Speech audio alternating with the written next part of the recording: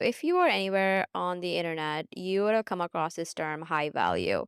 And a lot of YouTube videos, a lot of social media posts, TikTok reels about what it means to be a high value woman, what it means to be a high value man, what a high value woman's routine looks like, or a high value man's day to day routine looks like, or what their job looks like. All this talk around high value. Everybody wants to be high value. People are surfing the internet trying to figure out what it means to be high value, and so on and so forth. And in this episode, I wanted to kind of take a different approach to it because I feel like, as with anything that goes viral or any subject that becomes so mainstream on social media, there's a very capitalistic, I guess, narrative that's attached to it. There's a very, to be high value, you need to be wearing designer clothing. To be high value, you need to have these kind of cars, you need to have this kind of house. And that's the narrative that I think with surrounding the topic of high value that's getting high attention and getting more pushed into the world. But I'm here to tell you that you don't need to do all of that to be high value. Literally, the term high value in itself has what that means to be high value, which is being a person of value, of someone that has high values and principles and standards and morals. And, in order to be a high value person, no, you don't have to be a millionaire. You don't have to make six figure, seven figure, eight figure. You don't need to have the perfect body. You don't need to, always have your hair and nails and lashes and all of it always done. Of course, all of these things that if you want it and if you want to do those things, you are, of course, empowered to go out there and do those things. But I'm here to tell you that you don't have to do that as a prerequisite to be high value. At least that's how I live my life. That's how I evaluate if somebody is high value or not. And a lot of the times, yes, you might come across people that do have like all the external, all the superficial, materialistic things that maybe in today's society, quote unquote, be considered high value, but are they really high value in terms of their respect that they show to people, in terms of how kind they are, in terms of how generous they are, in terms of how loving they are, in terms of just having a higher sense of standards that they hold themselves to? Are they someone who's gonna keep their word? Are they someone who's gonna keep their promises? These are the things that I feel like in today's world of evaluating someone as being high value or not is getting so lost. And that's what I'm gonna talk about in this episode. With that, welcome to episode 13 of the Mindset Mentors podcast. I am your host, Nikki K. And on this podcast, we talk about self development, self discovery, spirituality, and how to really bring your mind, body, and soul into balance so you can build a more harmonious, loving, blissful life for yourself. So let's talk about why you want to be high value. What is the intention behind wanting to be high value? And I think intention, as we discuss on different episodes on this podcast, intention is really the key. Understanding why you're doing something and what that driving force is for you, or that motivation within you to be something or do something, really will bring a lot of things into perspective, and a lot of times also be able to give you that ease to continue that journey, continue along that journey on that path to execute whatever it is that you want to execute. So, same thing here, right? Why is it that you want to be high value? Ask yourself, do you want to be high value because you being a high value woman or a high value man, are you doing that, or do you want that, or do you aspire to be that? Because then you can attract a high value partner, a high value relationship. Two, ask yourself, are you aspiring to be high value or wanting to be high value so then you can be perceived a certain way by your social circles, by your parents, by your friends, by the people you went to high school with? What is your motivation to be high value? Number three, ask yourself, do you want to be high value because you feel like that's going to bring you more followers on social media? Do you think you need to present yourself in a certain way externally so that way you will be able to attract more, like I said, followers? You are able to get more influence over people. Ask yourself these questions. And if you said yes to any of these three questions that I just asked you, know that those are not the intention behind why you should aspire or want to be high value.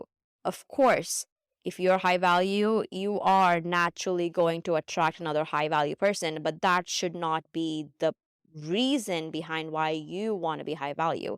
If you're high value, yes, of course, that level of confidence is going to exude through you and will show up to the people that in your social circle. More people are going to look at you and be like, that's awesome. You're an inspiration. We want to learn more about you. We want to get to know you. And same, similar with social media, right? The more high value you are, after a point, you don't really have to try being high value. That just becomes who you are. And people are able to really get that. And because you're radiating that, people are really able to see that um, with you and are somehow influenced by you. But these reasons are not the reasons why you should be high value or want to be high value. That shouldn't be your intention.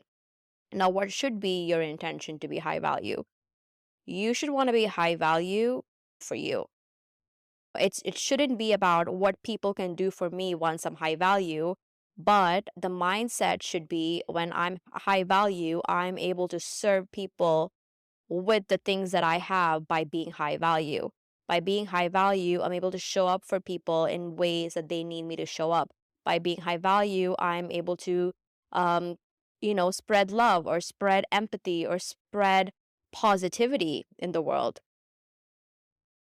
You should want to be high value because you are going to feel so centered, so grounded, so connected to yourself and to spirituality and your divinity.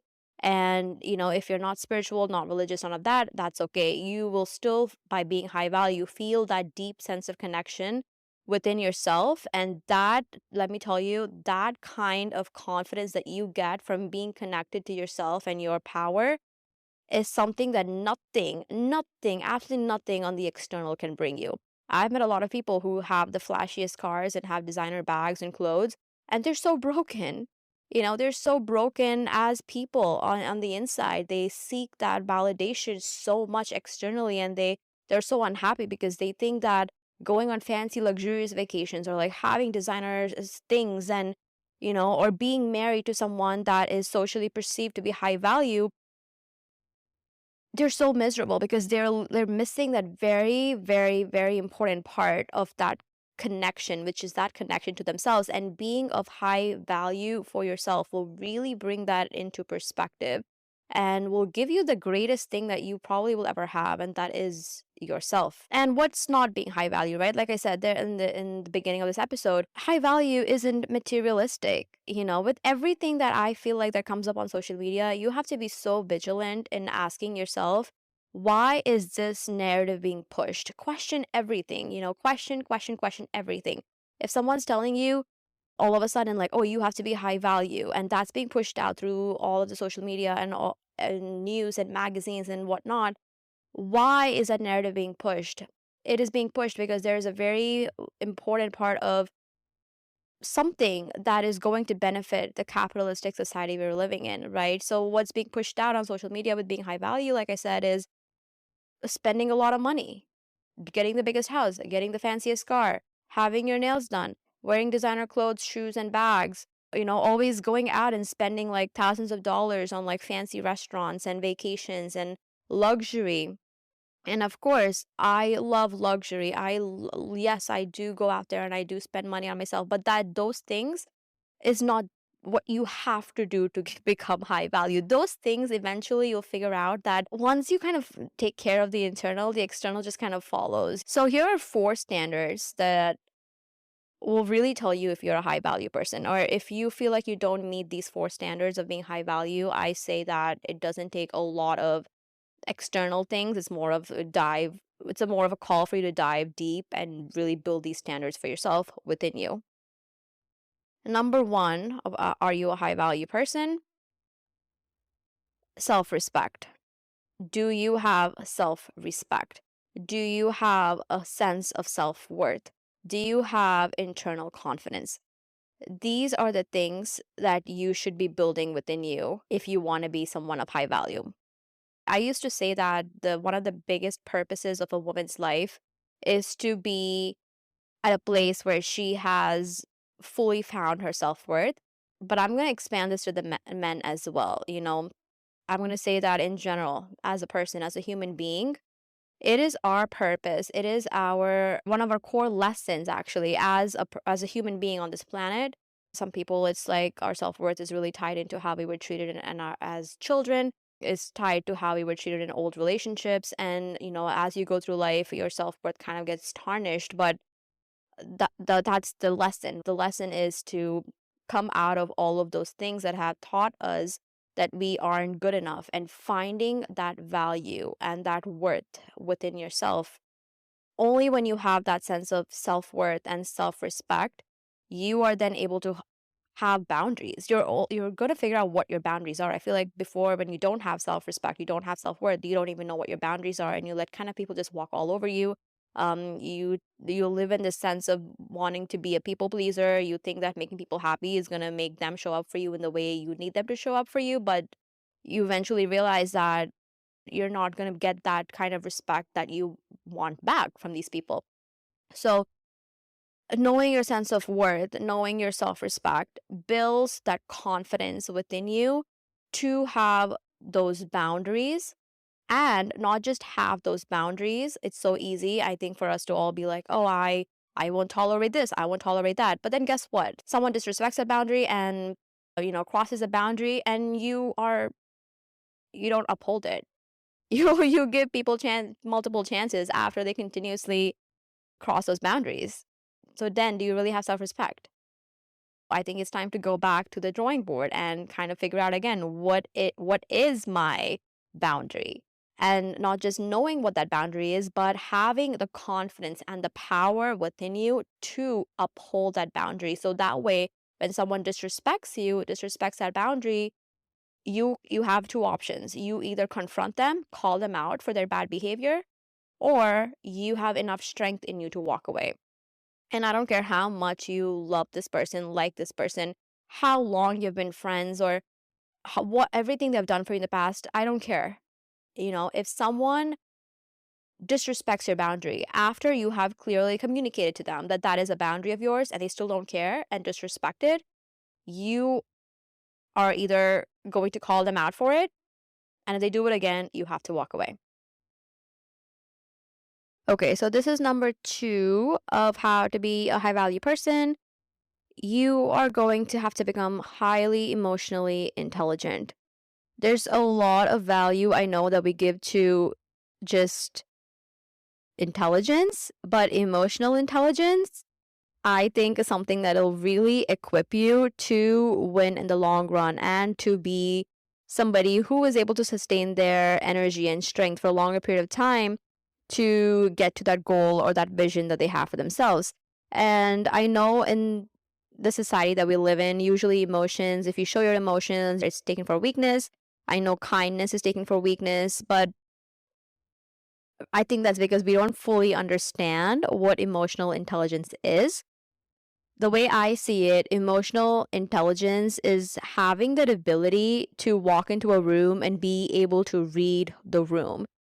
You walk in, you're able to look at people's facial expressions, and you're able to kind of figure out what they might be going through. Like, if, for example, a lot of the times we always kind of walk into the room kind of trying to get other people to look at us and be impressed by us. But emotional intelligence and people who are truly emotionally intelligent are able to walk into a room and want to get to know the other person and want to really get to understand what the other person is going through. And the only way you can do that is if you are kind of tuned to that within yourself. Only then you're able to look at either micro expressions of people, body language, and trying to figure out what state of mind the other person might be in, and then be able to put yourself in their shoes and really empathize and sympathize with them.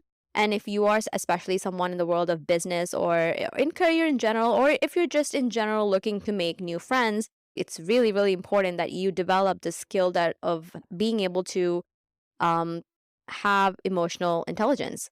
Another thing that emotional intelligence is really helpful for is be able to self regulate.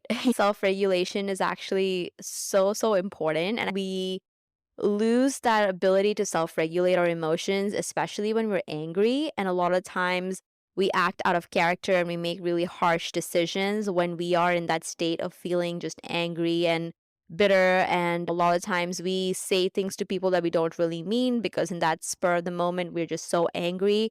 And the way that we kind of can get around this is by being more self regulated, be able to turn into yourself and say, hey, I'm really angry right now and I just need a few moments to like process this and I will come back to you.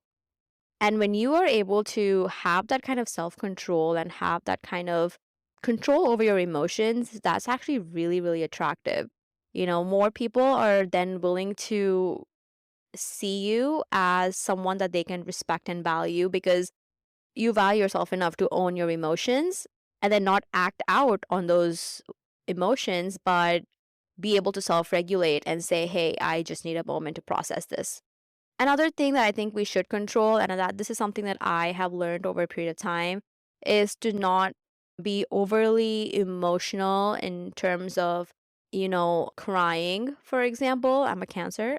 So I used to be in the past not able to regulate my emotions in that sense where I would, if I was sad, I would just be sad. It didn't matter where I was. And that's not cute.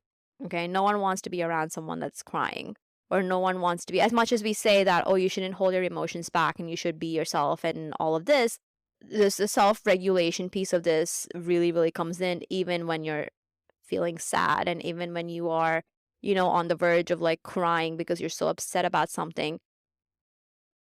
There's a time and place for it. If you want to cry with your friends that you love and trust, by all means, if you know that they're going to hold that space for you and hold that kind of security and are like truly care about you in that sense, by all means, like you should not be, bottle those kind of emotions inside.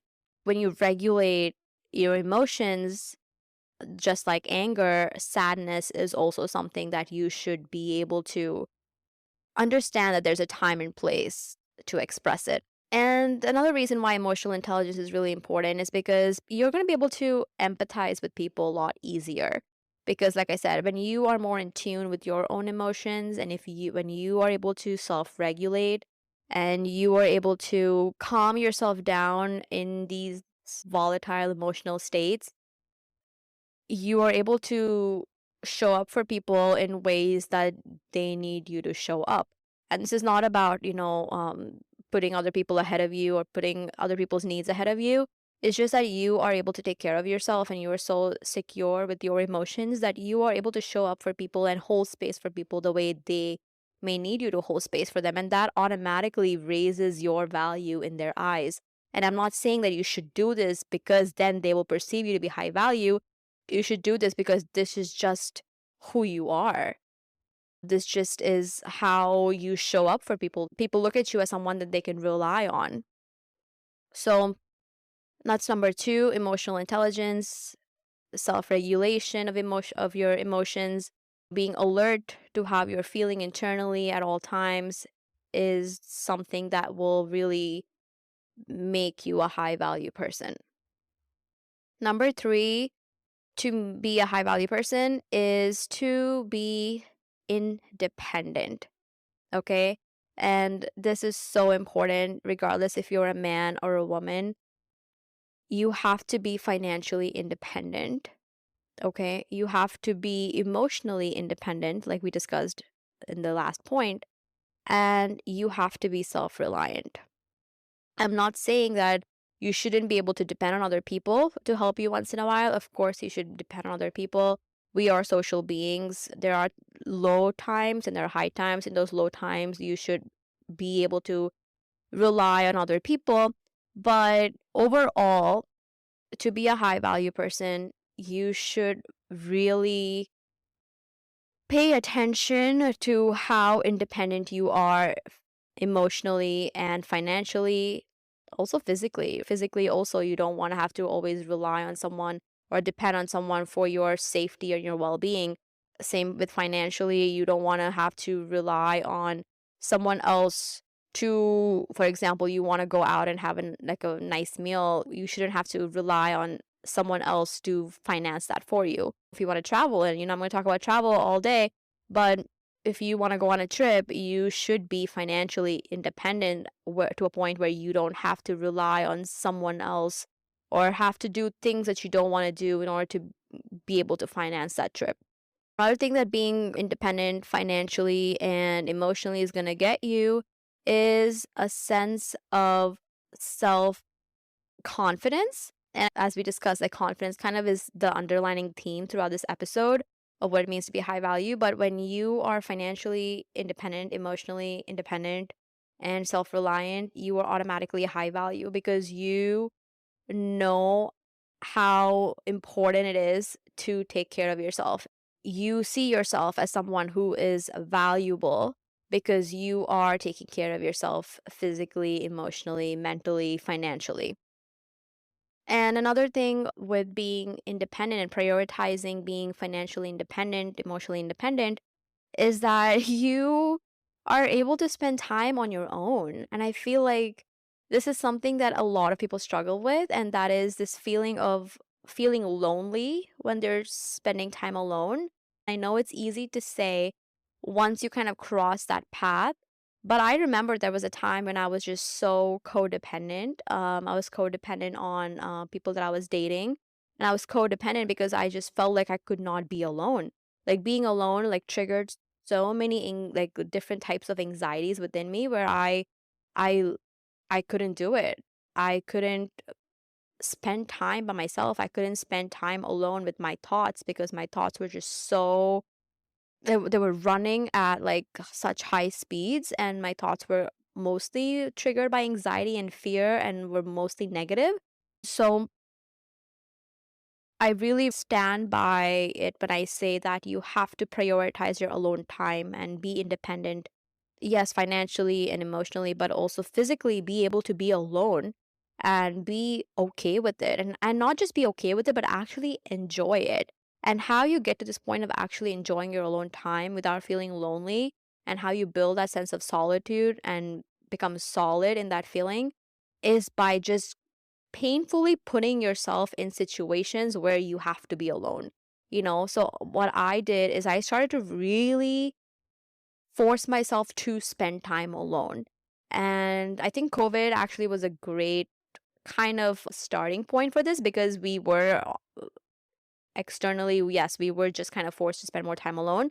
But even after like COVID, right? Like I continued to every time I felt like, oh my goodness, like my thoughts are going kind of crazy. Like I need to go out, I need to like meet people, I need to like put myself out there.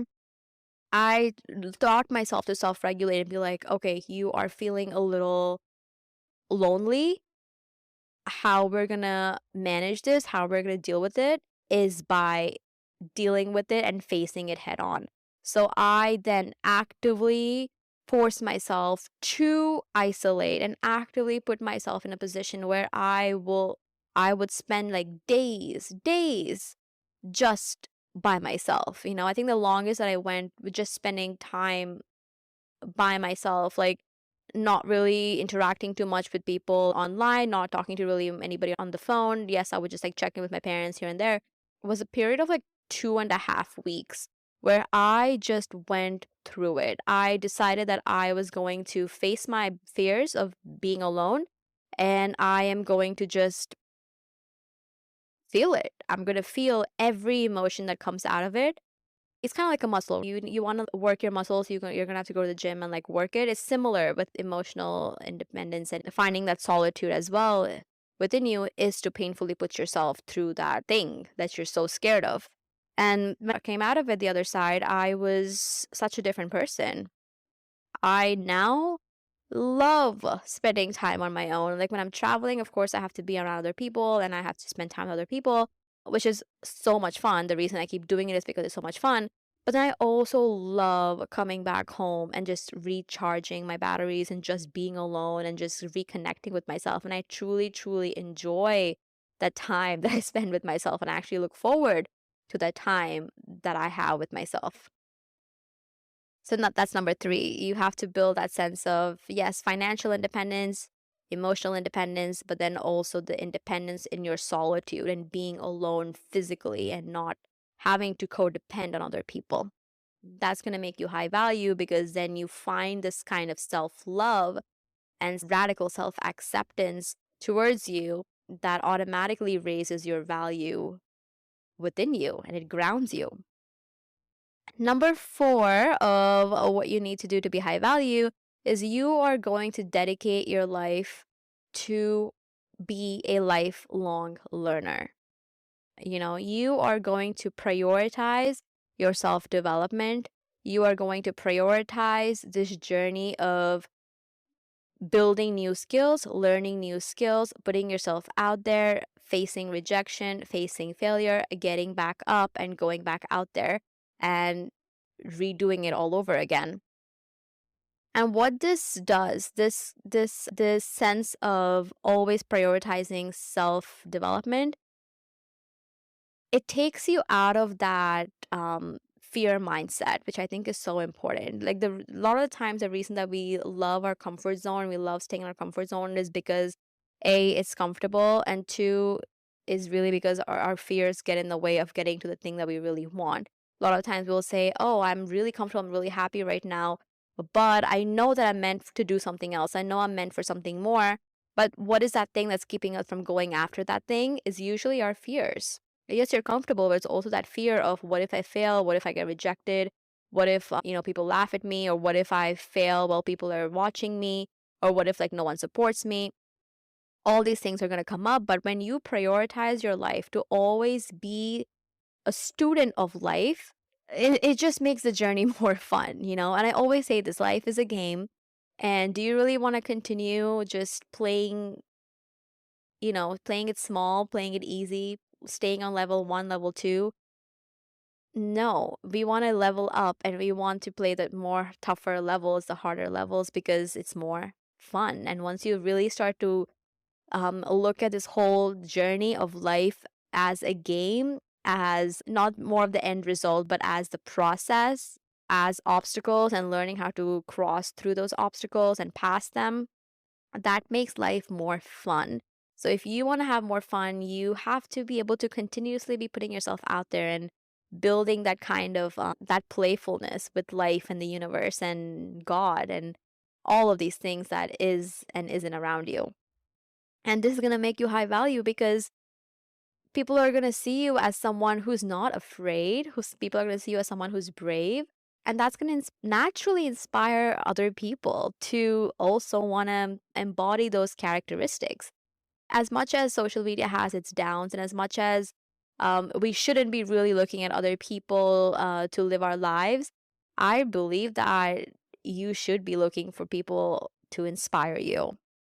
It's so easy for us to get caught up in the negatives, but finding people that inspire you, looking up to people, and if you are that person that can inspire or at a place where you have dealt with something difficult and you've come out the other way, I think it is only your place to be spreading that knowledge. Knowledge isn't something that you just gain and you keep it to yourself. Like, no, like this is a very reciprocal kind of world, universe we live in. Some people like to call it the Matrix, but we're not going to get into that right now. But it's very reciprocal where you gain something, you have to share it. And when you share it, other things that you're meant to gain will find you. And I've seen this in my own life. The more I've given without, hoarding things, the more I've given and put myself in a place where I am of service and helping people, the things that I need just naturally, organically find me. And that's just, I think, one of the laws of the universe.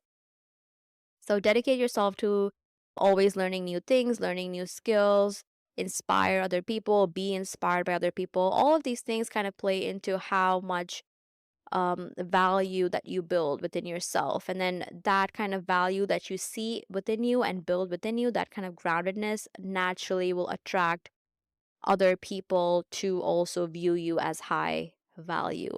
And I want to conclude this episode by saying, in order to be high value, no, you don't have to be high value because then other people will see you a certain way. Being high value doesn't mean having a lot of money, having all these disposable things. Being high value doesn't mean you are covered in all the luxuries of life.